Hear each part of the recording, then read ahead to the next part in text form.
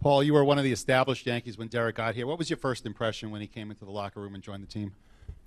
Well, everybody had heard. I mean, he was a #1 pick, so it's not like it was a surprise that he was going to be at the major league level. But you know, you always hear about the can't misses that do miss, and you know, we were in a we had a good team. I mean, we were coming off a team that just had made it to the playoffs, and you know, you're always kind of leery because shortstop is such a huge position. But you know, from game one, I can still remember Cleveland.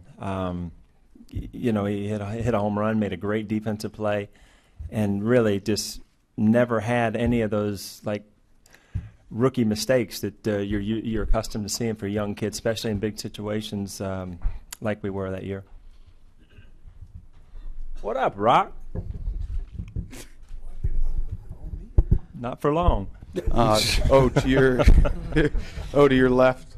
Hey, Paul.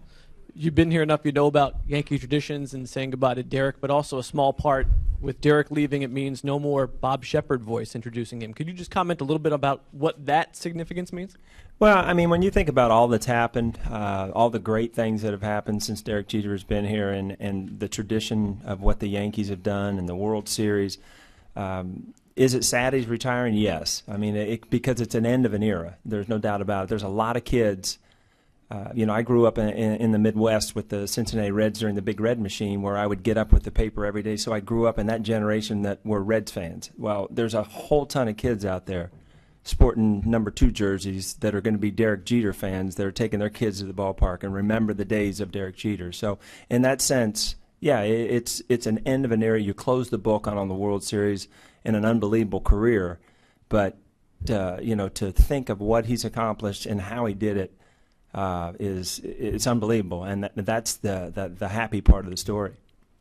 One or two more for Paul before we let him go, and we'll have Mr. Rock Reigns. Is there Bruce? Oh, go ahead. You can take it. I can hear you, Bruce. Go ahead. And how he did it. Can you talk a little more about that? What he accomplished and how he did it? Yeah, I mean, there's a lot of players that you know, are good players. They go about their business. It's just there was something about him. I mean, he has charisma. He has a personality about it. There was always a smile. You know, immediately he was off the baseball level. He was kind of a pop guy. I mean, he was on the magazine covers. He was everywhere, and he was never overwhelmed by that. And you know, as a sports person, you always say, you know, there's no switch that you can turn off and on. Derek Jeter, to me, had a switch where he could do everything all day and then hit a switch when it was time to play the game. And, you know, he never put himself above.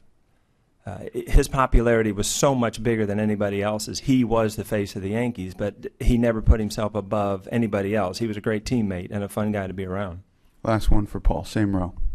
Paul, you went through a day earlier this year where, you know, you had a ceremony, but you didn't have a game to play. What do you think's going through Derek's mind, knowing he's got to play today and for another? Yeah, again, I mean, we just talked about that switch, and you're definitely going to have to hit it because when you go out on the field, you're so accustomed of going through your routine and going into a game. And these games are important. I mean, the Yankees, they need to win every single game at this point that they're in. So I'm sure it's going to be it'll give him an opportunity to sit back and kind of reflect a little bit on what's happened in his career and how much fun it's been. You see guys like Tim Raines and Joe Torre, everybody comes back, Mariano. So that brings back a lot of memories.